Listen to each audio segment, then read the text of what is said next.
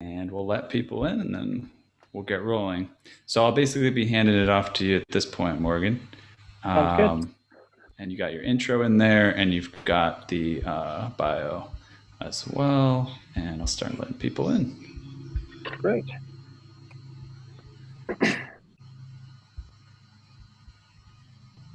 Hey everyone, welcome to Piano Tech Radio Hour. It's great to have you here.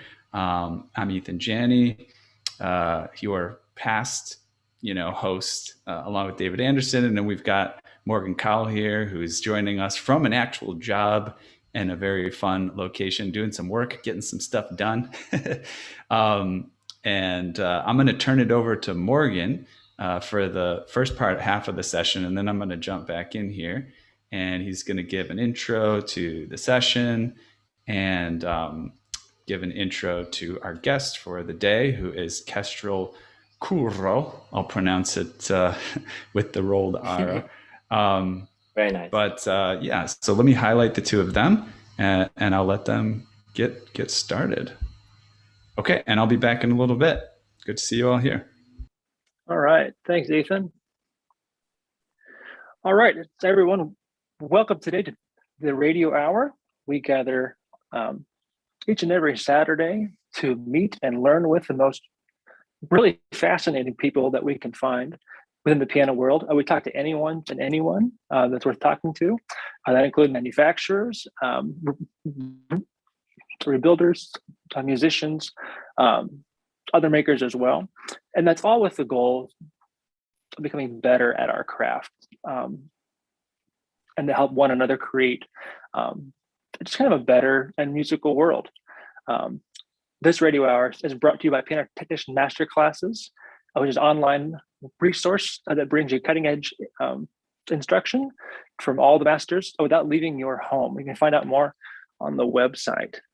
Got a little bit of news this week. Heard that the Steinway IPO is going to go up. That means that the Steinway will be listed on the New York Stock Exchange as something that you can go and buy a stock for, like you can with Apple or with Ford or with Tesla. And I thought that was really interesting. There's a lot of chatter online about that. So maybe there's some comments here we can have later on in the chat kind of about that.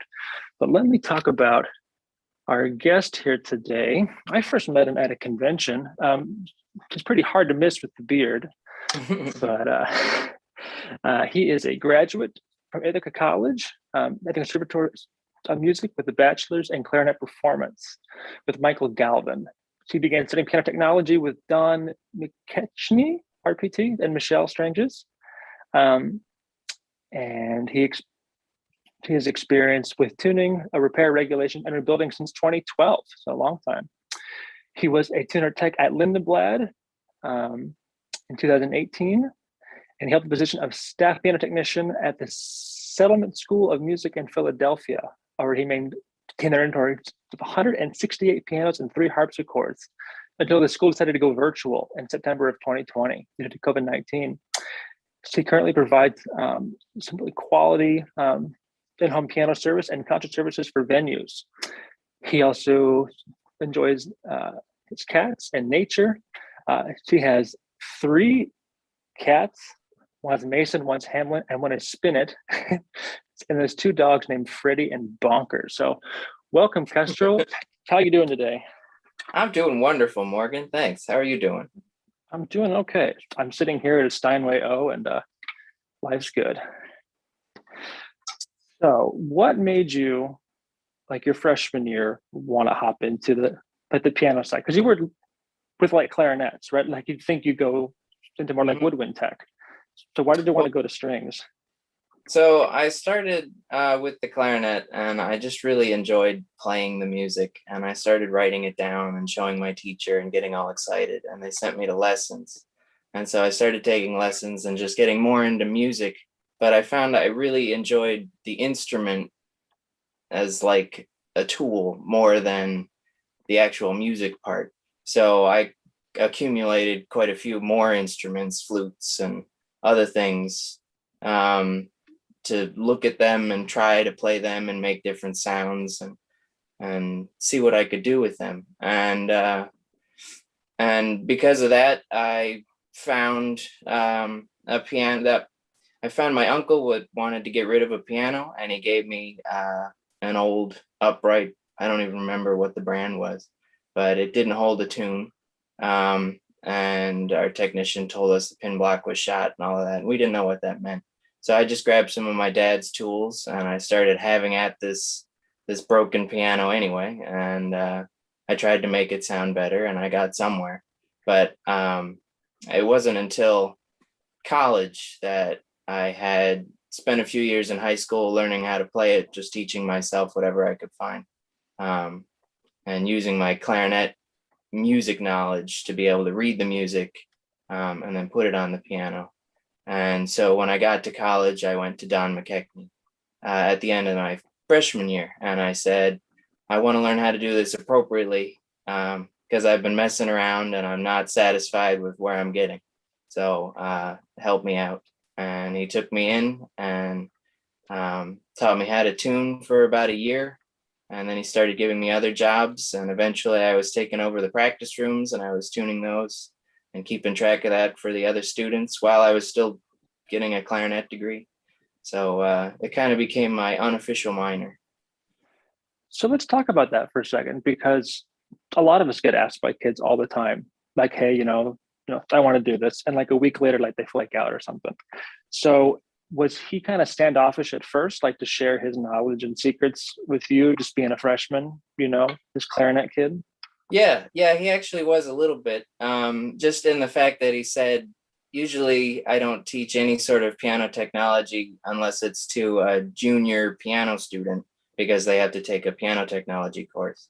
And usually that's where they start. And if they seem interested in the piano technology course, then he'll take them in and teach them a little more about tuning and other things, and then maybe send them off as a piano technician. But I came like 2.5 years early and said, I want to do this now.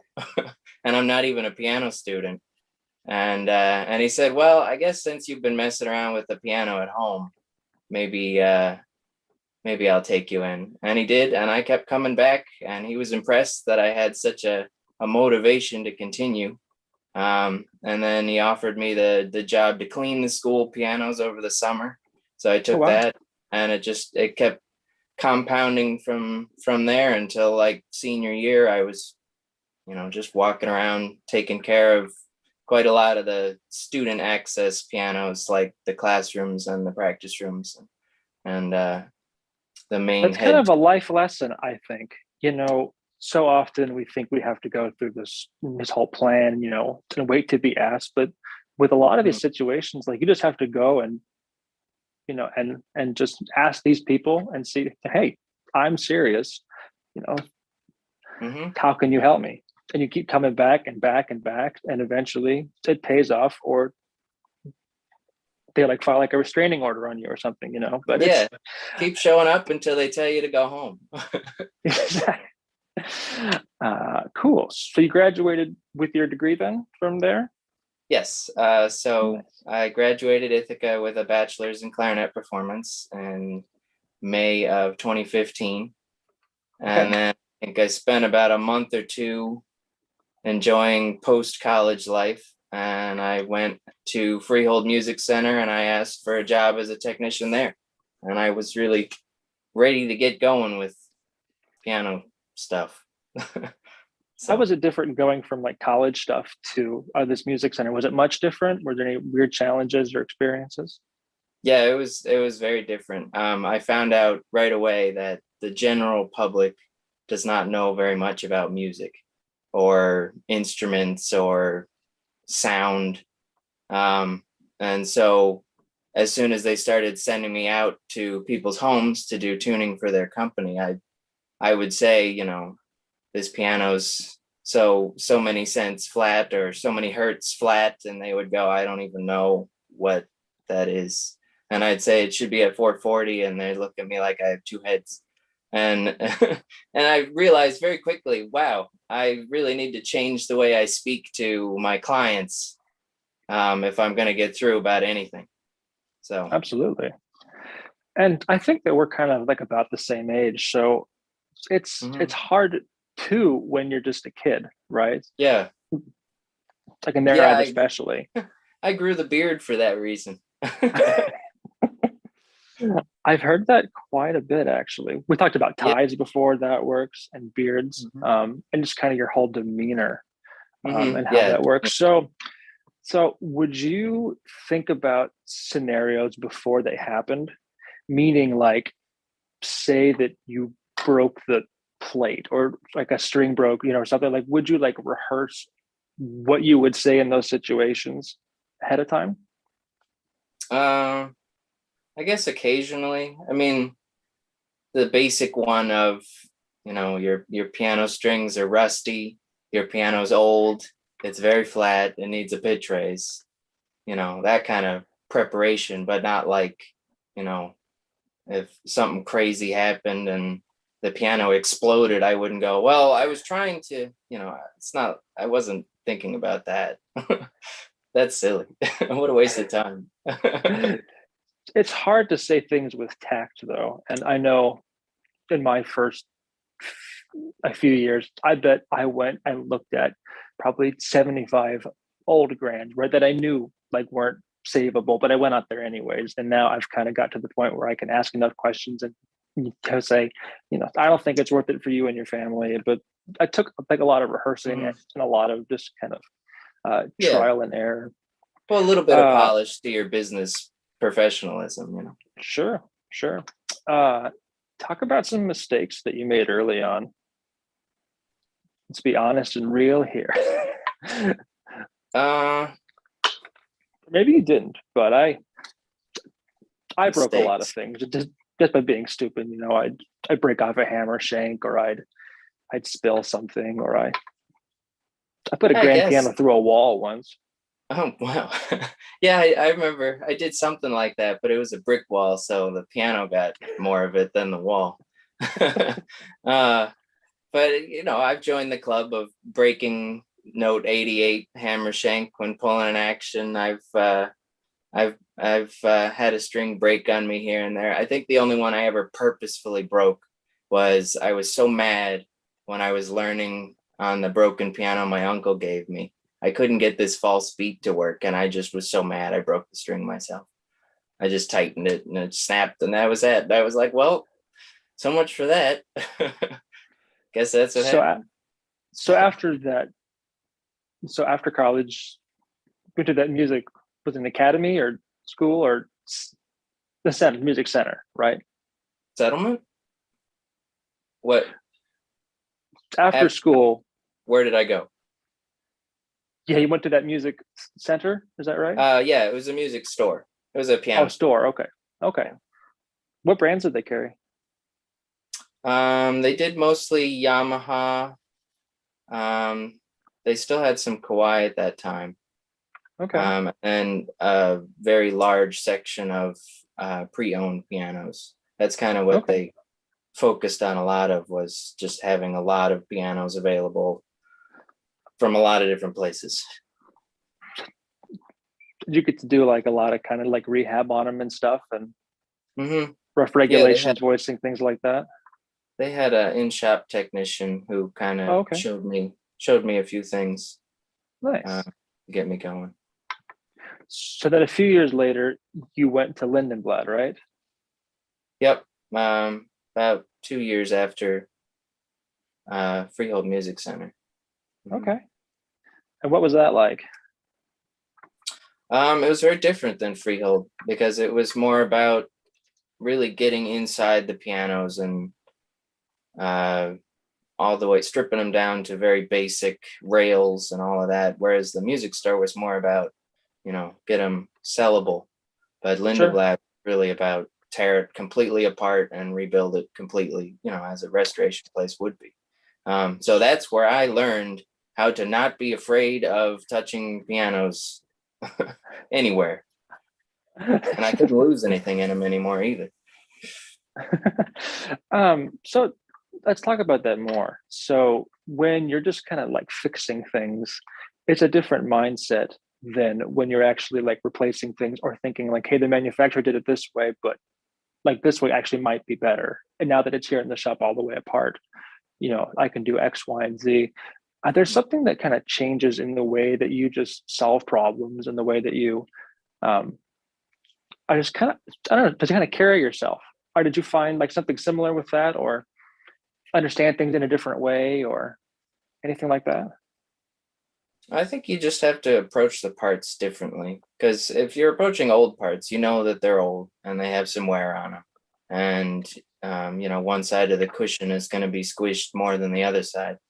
But with the new parts, they're fresh and they're, very new. Like the springs, especially, are very tight. Sure. So you got to understand that when you go in, the springs are going to be very tight. So understand that even if you weaken them enough, they're still going to be tight. They're still going to be new. Whereas the old ones, it's like, all right, can I get this tight enough to work? And you just kind of have to approach it from is this going to work, or is this going to be amazing? Sure. Okay. Okay. And then you left there eventually, right? And you went to this next school with 168 pianos. Were you the only technician on staff then for all that many pianos? Yes. Wow. Mm-hmm. What was that like? It was certainly a lot to do. I would have like tuning seasons. I mean, I'm sure anybody would, but I would spend 2 months just tuning all the pianos at 7 a day. So, and there wasn't a whole lot more I could do. And, with schools, the HVAC systems throw them out. So here I am Absolutely. getting through half of them. And then I'm getting complaints that the first half are already out of tune again in the middle of January. And it's like, well, I don't know what I'm going to do. I still have another 80 pianos to tune. So I had that exact same problem. yeah. There's one school where I will leave pianos flat, like really flat, like in the winter time, because I know that by like March they're going to be sharp again, and it's not worth trying to fight it. And Mm-hmm. yeah, but 168. But then harpsichords too. Or were you trained with harpsichords at all, like prior to being there at the school? I did have some experience at Ithaca. Yeah. Okay. Once Don felt I got comfortable enough with pianos and the basics, he took me over to the harpsichords that they had and had me tune them, I think once or twice. Okay. So I had some idea of that. But once you got there, though, you probably had to do like some restringing stuff and maybe some regulation issues and whatnot. Well, they told me not to focus too much on the harpsichords. I think there was only like one chamber group that used them. Oh, okay. Okay. And there was so much to do with the pianos that they said, focus on the pianos, do the harpsichords, maybe if you have time. So Sure. What was the biggest like repair job that you found there at the school? Like for example, with this O that I'm working on right now, all the balance holes are binding, and it just doesn't play well at all. And that's something that like around here that's commonly overlooked, but it makes a huge difference in regulation. Was there something maybe at school that you kind of saw that was maybe like an obvious thing that we should all look for, but that you kind of discovered during your time there? That's a weird question, I know, but I guess the one thing I found that made me realize my regulations weren't as good as they could be is leveling the keys. okay. I was going around and I was adjusting strike distance and whipping spring tension and capstans, well, strike distance. But I was doing the stack regulation more so than I was doing keys. And then I started noticing that these keys were not at all level and they had big dips in them from being played so much. And I realized, wow, I really need to go through and level these keys before a lot of this other stuff is even going to work. And I had hoped that the stack stuff would be enough that the piano would be better, but you really got to level the keys on it's amazing how many things there are in a piano action that you have to do, and they're all connected. And if you don't do one, the other ones don't really work. I mean, maybe they'll look like they work, but they don't really work, you know? Absolutely. I think it was Eric Johnson said once that you really can't like voice a piano until it's been regulated. Yeah, And I would. and but that's not true, right? Because you can spend like 10 minutes like voicing down the Oh treble yeah. section, like of a Well, young Cheng that's not regulated, right? They're used to voicing, but what he was getting at, and what I've kind of learned over the last couple of years, is that you aren't voicing to the piano's like full potential unless you do like all the right. Okay. That's all what the I thought you prior meant steps. originally. Yeah, I was just slow on you know on on what he was meaning, but yeah, that's an interesting kind of learning how all that works. So now you work privately, right? You work for yourself, Yes. Yes. and you're in the New Jersey area. Is that right? Yes. I'm like more southern central Jersey. I'm about a half hour east of Philadelphia. Okay,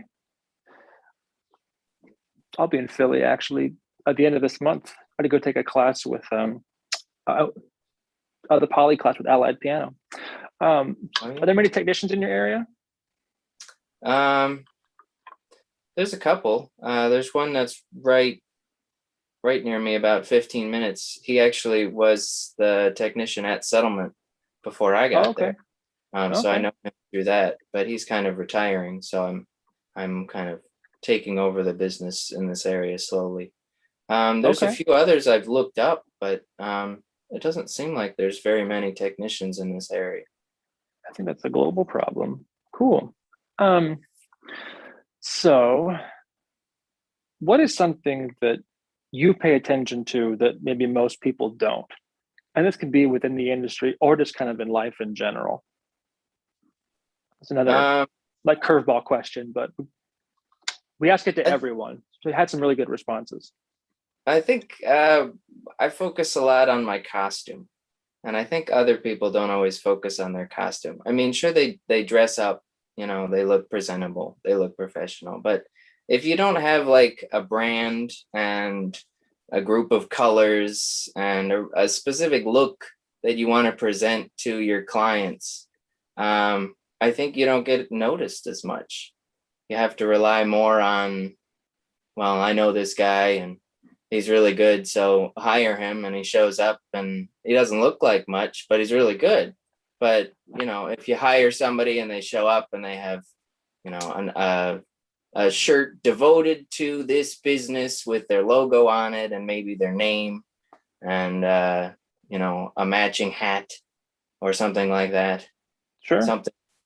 something to really solidify your business, yourself, your. Sure. Now you use the word costume, or I think most of us might say uniform or appearance. Oh, was that intentional? Or because um I think of costume as being more, I don't know. It was an interesting word choice. It just caught me off guard. yeah, I don't. I mean, I've always loved costumes. I've always been into costumes, so Oh, that's kind okay. of what I was thinking more. But I wear this to go to work, and then I Sure. come home. I don't wear it anymore, and I guess you could consider that a uniform. Um, but I I'm the like only the one idea of I like uniform. the idea of costume though, because like you like make like an internal like decision to be this for a certain period of time, and then you come home and you're no longer that person like in the same capacity. I think that's different than a uniform, which is like required by work, right? Like this is like an Mm, intentional, like this is who I'm going to be right. for this reason, like for this client, and it's working. That's an interesting I thought mean, there. I have to put on a show for my clients. Essentially, I go in, I present myself, I talk about their piano, I fix their piano, I ask if they have any questions, and then I leave. So it's essentially it's a show, it's an interactive show. Yeah. Because there's times where you don't want to actually say what you're thinking at all. Or Oh maybe you're yeah. having a really bad day, like life's getting you down, but like your customers don't need to see that. So that's where you are, that you actually are acting in a sense Right. That's not for why you're everyone's there. benefit. Yeah, You're not there to share your political opinions or your house life. You're there to fix their piano. that's true. I like that. Uh, let's talk about tools because I'm a tool guy, and I know that you have a lot of tools too, don't you? Like you like Yeah. mechanical things and building things. What's a tool that you have and use all the time that you don't think most technicians have, or that we all should carry? Wow. Hmm. I know these are hard questions. I guess maybe a cart, but that's only for specific situations. Okay. Uh, like last week, we had Ed Foote say that the balance hole reamer is a very important tool to have with you. And if I had to pick one, I'd probably say either my compass point needler or my dental pick. Hmm. I use that thing almost every day for multiple jobs. So Well, I yeah, guess, I do have a screwdriver that I sharpen the tip of and made very small, and I use it kind of like a very tiny chisel. Or if there's a very narrow screw head notch that I need to get at, I'll use that screwdriver.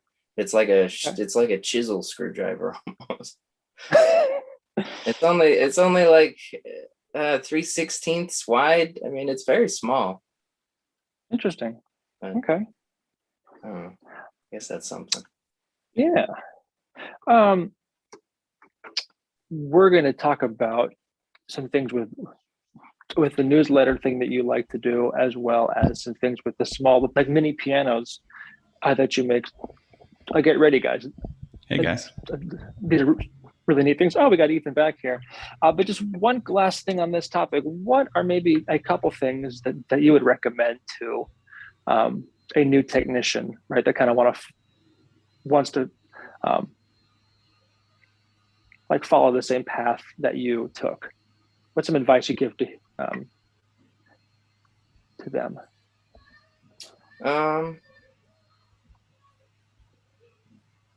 To a new technician who wants to be a piano technician. Is that what you mean? Somebody like that? Yeah, yeah. Say like a kid calls you up tomorrow and says, "Hey, I want to get into this business. What do I have to do?" What's some basic advice that you would give them? Practice communicating with people. Okay. Because that's very important. That's probably the most important. You can't sell your work if you can't communicate. And how do you practice that yourself? By trying to be more extroverted, by actually starting conversations instead of just joining in. Okay. I know that's hard to do at something like a national convention, or even like a PTG meeting, or even like a music concert, right? It's easy to be kind of quiet in the corner, but it's lost myself here. But it makes a huge difference when you're the one that's initiating those conversations. That you get a lot of clients and there's a lot of neat people that way. That's really cool. Yeah. But welcome back, Ethan. Want to take it over for a little bit? Yeah, totally. So how much did we get into the newsletter stuff? Because not one bit. Not one bit. Okay, awesome. Well, let's shift discussion topics unless anybody had a question or comment they wanted to bring into the conversation. So, Kestrel, you've spoken a little bit about your newsletter before, and I don't know. It's a bit of a task for a piano technician to keep up with a newsletter. And so it might be interesting. I don't know how many of us actually that might be interesting if you do some sort of a newsletter. Maybe raise your hand or put a comment in the chat or something like that. It'd be interesting to see. But yeah, I think I'd love to get a little bit of insight on how you got into keeping a newsletter and what you find the advantages are and stuff like that. So let's just start with the background. How long after you were an active piano technician did you start putting out a newsletter and is it to your clients or is it more of a general community newsletter? Okay, so I was working at Freehold Music Center, and pretty much right after that, I went to Linda Blad kind of a little bit later, but I had started my business right after I left Freehold Music Center, and that was July of 2017. So right at that point, I decided, okay, I'm gonna start my business. I'm gonna be focused on this as just me doing this. So I need to communicate with my clients, and I decided to start writing a newsletter.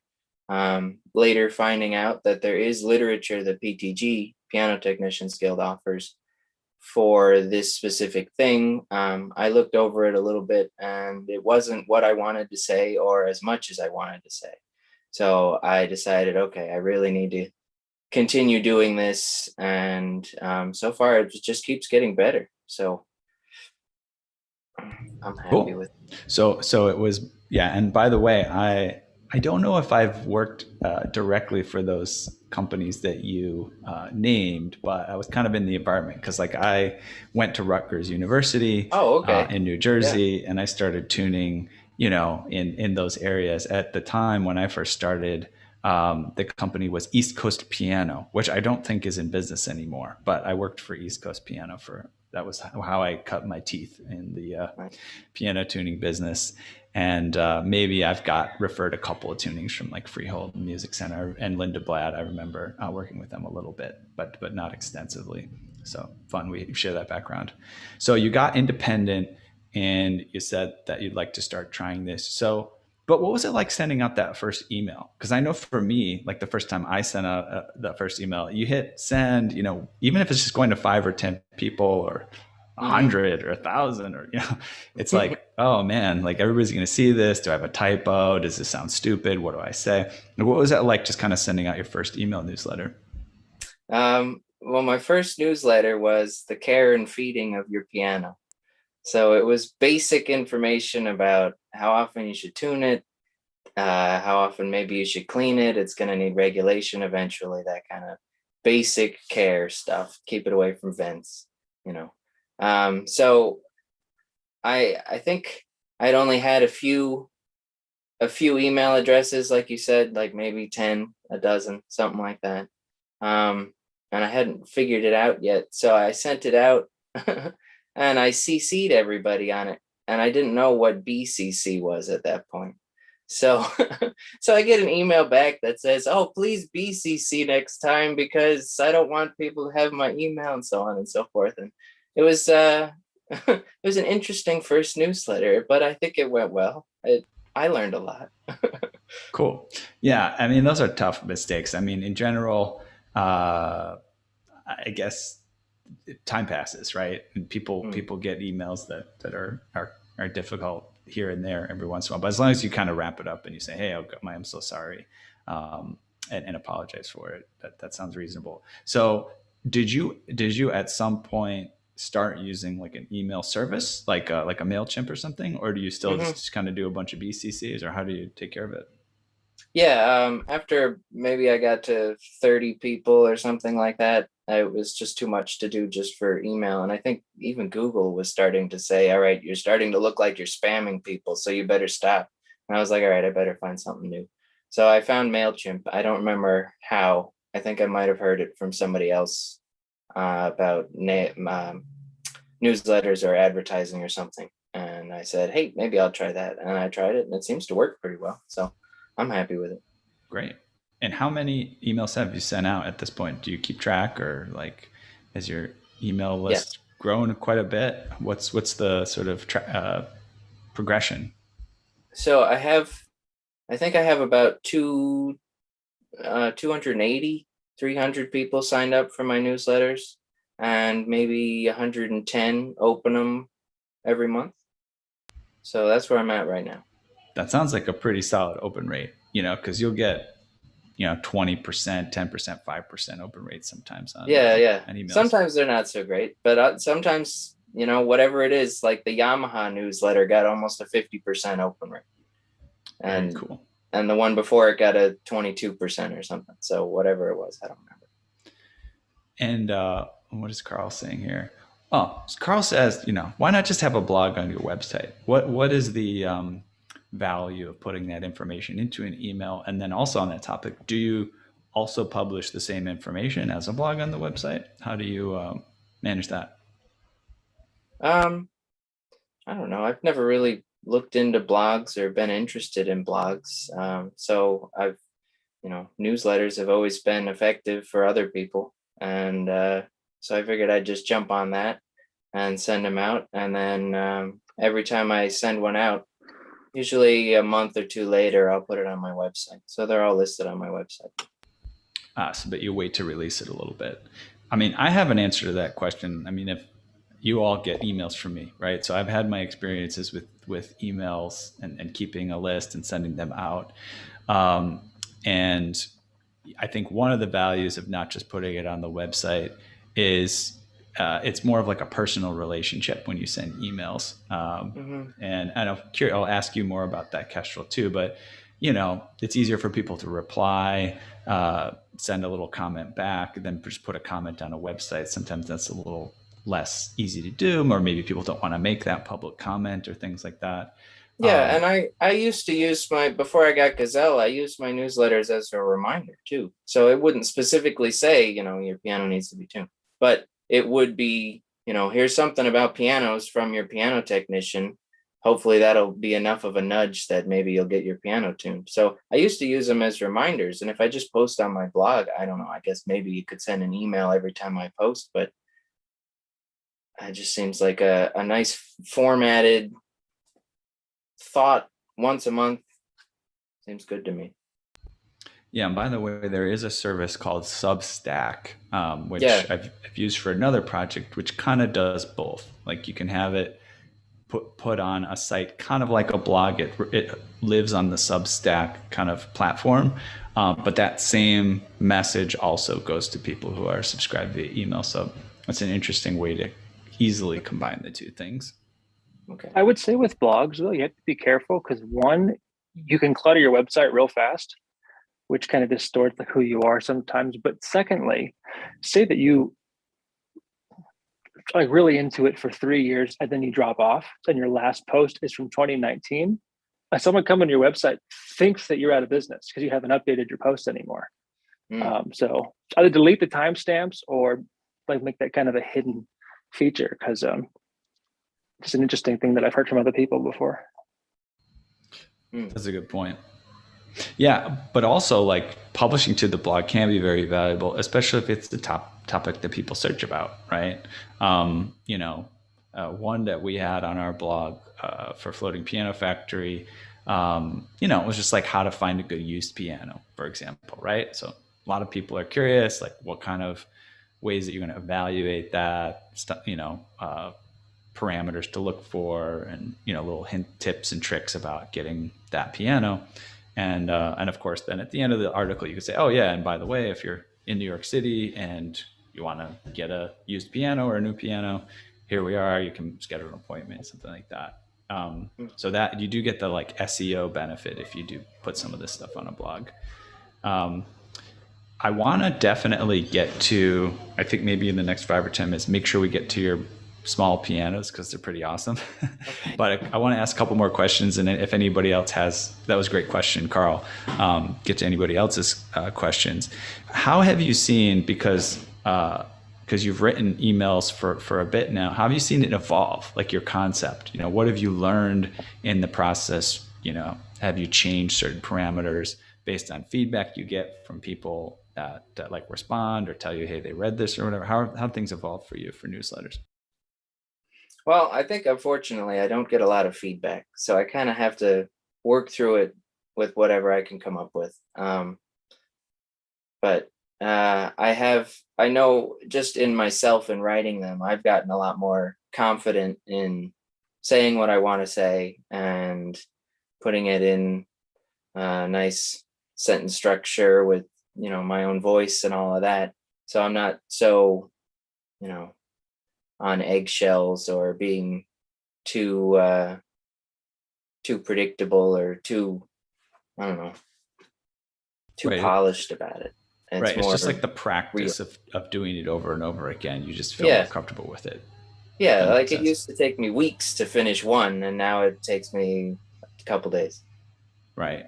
So, But that sounds actually nice too, right? Like you are putting a couple days into it, right? You're not just putting like 5 minutes and spitting something out there. You're putting some time, thought, and energy into it, which I'm sure mm-hmm. the people who, receive those, appreciate. What about, if is there anything you learned from, you said you had some Yamaha related email that got like a really good open rate. Do you feel like you learned anything from the more successful emails about, moving forward, topics covered, subject lines, content, anything like that? I think, well, last year I did an entire series of just piano manufacturers, which is the first time I've done anything that focused for that period of time in my newsletters. And I think I got the best response and the biggest open rate from the manufacturers. And when I talk to people, they seem to remember the various manufacturers more so than they remember something about humidity. So I'd say if people are going to read about pianos, they want to really read about pianos and not how things affect pianos. But the way things affect pianos is so important. So I got to write about that too, as a reminder anyway. But yeah, that's definitely good information. And I think even if people don't give you that feedback, those open rates and click rates and things like that give you passive feedback on what's more interesting to people, what do they find useful, stuff like that. And just the general advice, if people haven't gotten it, is if you're answering questions that people have, if anybody ever asks you a question as a piano technician, it's a great topic for a blog or an email. Yes. But what I love about the piano manufacturers thing is if you, as a piano technician, want to like brush up on your knowledge of anything specific, you can go ahead and decide to create an email series on it. And as you do the research, you get smarter, right? Right. So your clients get smarter, you get smarter. That's one of the Exactly. things that I really love about that. Yeah. That's actually one of the things I send out in the welcome letter to my newsletters. Is it says, thanks for choosing Carl Piano Service. I write these newsletters to keep us both interested in the world of pianos. So I do use it for research. Yeah. Yeah, that makes a lot of sense. I love these. Like, if nobody can tell, like, I love these kind of high leverage activities you can participate in. There's actually a book. It's not piano related at all, but it's called the last safe investment is the name of the book, and it's a book all about how you can participate in certain activities in your life that have a higher return on investment just by the nature of what they are. And it's not there's sometimes a financial return, sometimes like a quality of life return. I think us as piano technicians, we're very familiar with this as like quality of life. Oh, we're a piano technician, we get the quality of life piece, we get the income, we get to meet interesting people. It's those interesting places of leverage that this book highlights. And it highlights things like what we're doing here, like having a meeting where two people can have a conversation, other people can benefit, other people can listen in, I can learn something, you can learn something. It really leverages things up a little bit. So I can see a newsletter really has that impact as well, even if you just write it for yourself. There's a lot of people, I think, that start writing a newsletter or a blog. What is it called? Atomic Habits is a great book about that. If you want to look up a book, I'll think of the author, but the book is called Atomic Habits. And the guy just said, I'm going to write a blog post like once a week for XYZ or whatever. And he just got better and better and better and better at it as he did it. At the beginning, it didn't matter if anybody was reading. And by the time he kept, atomic means like a small habit, like an atom, but it's also atomic because it's like explosive and it's really powerful. He just kept this atomic habit of writing the blog. And then a few years later, he's writing like a best-selling book, right? And just taking those articles that he wrote and, expanding upon them in this type of content. So very cool. I I had a piano teacher client actually. I was talking to her about voicing and regulation and stuff, and she said, "You're gonna have to take some time with me or you're gonna have to let me take time to learn these things because I don't know them." And I thought, that's what I do with my newsletters. I just keep talking and hope people get something out of it. So, yeah, that makes a lot of sense. mm, And I think Kevin asked how often you release it. I think you said once a month. Is that correct? yes, monthly, and I try very hard to get it on the first. So it's very consistently released on the morning of the first, so people know it's going to be there. Cool. Yeah, just one more thing I'll highlight before we move on to your small piano practice. It's that by doing this, you learn how to communicate, like you said, with your clients, right? You learn that, oh, maybe you want to teach them about humidity control, but maybe they like to learn a little bit more about piano brands first, right? Before you get into some technical thing that it might not even catch their attention, right? So you learn Mm, the languages that they speak in. They care about piano brands, they care about piano models or whatever it is that matters to them. And then you use that as like a bridge into the educational stuff that, that you think that they should know, but they might not know that they should know. mhm. Cool. Well, let's talk about your little piano habit. I've got Sure. some photos I'm going to share on Facebook, and I guess we'll just use them as a conversation starter, and we'll wrap up our session as we talk about those. So I'll do a screen share, and here I am on Facebook. This is Kuro Baby Grand on Facebook, and this is his photo gallery. And so we'll use this as an interesting point of departure. So I don't know. Should I just open up? I'm gonna open just one picture here because it'll be an example of what we're talking about here. It's just like, were you making these when you were working for Linda Blad and the other piano stores and things like this? Something you got into when you're more of an independent technician? How long have you been making these micro pianos? I think about right when I started off on my own, I started making little pianos. So my reasoning for why I started making little pianos is because I was being a piano technician and I had a house that had a leaky basement that was very difficult to get anything into, and that was where my shop was. So it was okay to do things off of the ground, but if there was ever any minimal flooding, a piano would get damaged. So I thought, well, I can't get real pianos in here, so I'll put little pianos in here. And so I started making little pianos, and I just took some scrap wood and glued it together and uh, just carved it out, painted it, and tried to make it look like a piano. And I brought it to a chapter meeting, and I got lots of feedback. Like the first one, I made the strings going in the wrong direction, the coils, so you would have to tune it backwards, essentially.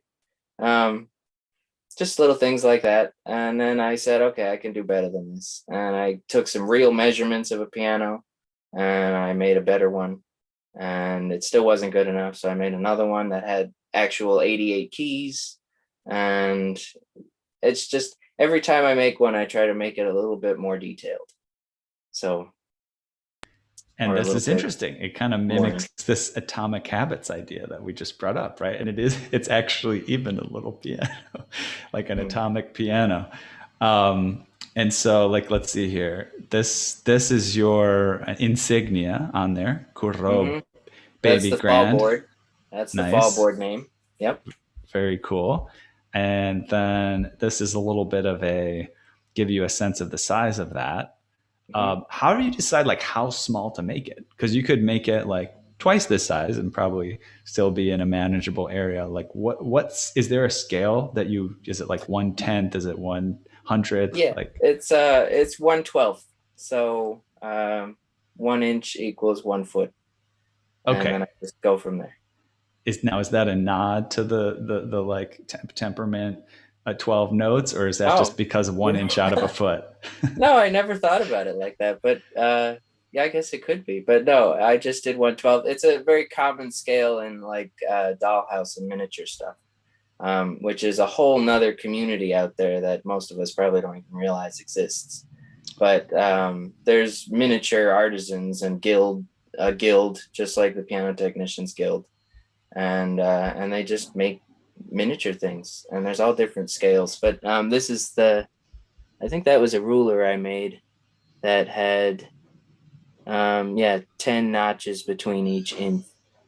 Okay, got it. So like a I homemade don't ruler remember. that has its yeah, that makes sense. Yeah, so Yeah, I feel like you need to do something with the 12th root of 2 though for the scaling in some way. just to just to really make it difficult. um this is cool. I like that we have like a mini, Steinway factory going on here with the. Now, yeah, are these bent like around a mold, or are these just cut out with like a jigsaw? they're just cut out. I had thought about wanting to do bending, and I do bend the bridges when I add bridges later, but I've never bent the rim. Okay. I just never have. All right. Sometime soon. I Uh, love this as a project that's evolving and seeing like what you decide to do with each and iteration. this was the only time I ever made a large group of them at the same time. The first three I made each one at a time individually, and then I guess it was 3 through 8. I said, all right, I've got somewhat of a design down that I'm happy with. And I'm just going to make a whole bunch of these parts so I can just put them together quick and then have some inventory. So that's what Inventory. this I like that. project was. This was Nice. a self-test, I guess. Got it. These look beautiful. What are we looking at here? So that's Oh, part of the plate. wow. And how are those created? Two pieces of wood, and then I kind of route it out and carve it and shape it, sand it, and then paint it gold. Okay, nice. Yeah, it looks very quite metallic. You've achieved that. And this looks like actual brass. Is that what that is from brass rods? Brass rod, yep. So that's what I used to do. I have a flat piece now that is a little bit easier to shape. Yeah, that looks difficult. Yeah. Leave it up to a piano technician to like just do something that just is difficult just because I want to. And make all the tools to do it myself too. There you go. Yeah, right. Yeah, and then sell them. Have a dream of selling them on Piano Tech. Yeah. Becoming a millionaire.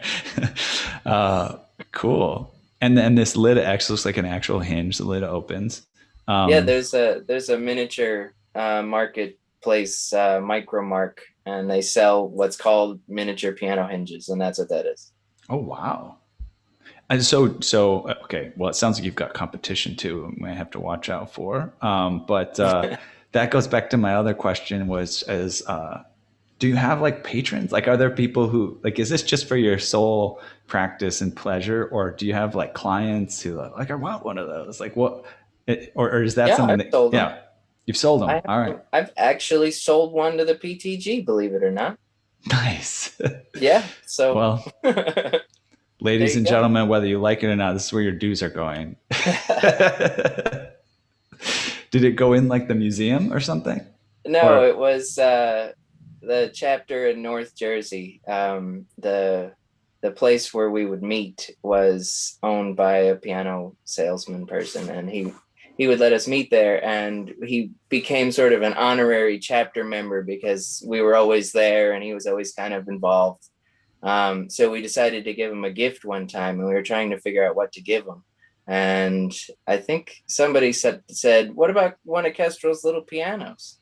And nice. so I made a stand with a plaque for him and everything, and we gave it to him. And then we found out after we gave it to him, he collects miniature pianos. So it was the perfect gift. Oh, that's awesome.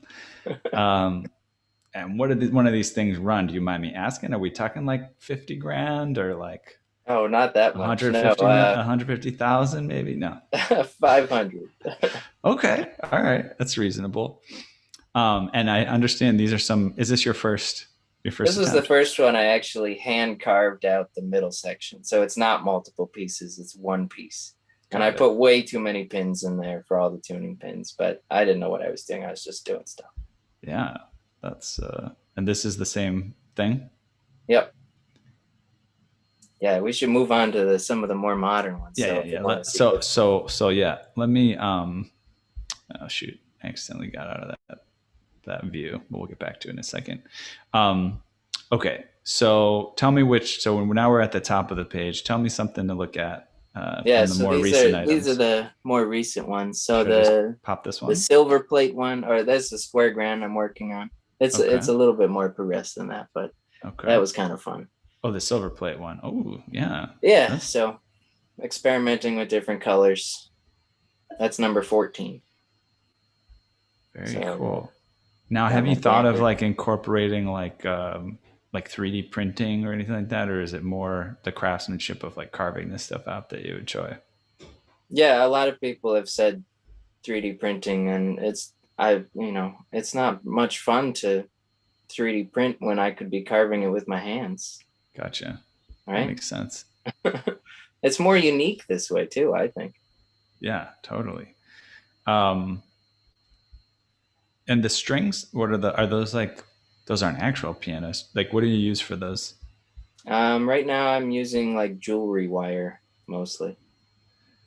Very cool. This looks pretty solid too. So I call this one the naked piano Okay. because it essentially doesn't have any color finish anywhere. It's strictly wood tone. Even Nice. the plates. I like the blue felt. Yeah. And that's felt or is that paint? No, that's felt. Cool. Nice little piece of stick-on felt, works wonders. And these are the pedals that are from flat. Yeah, Yeah. a little better. Nice finish on that. Yeah, looks pretty solid.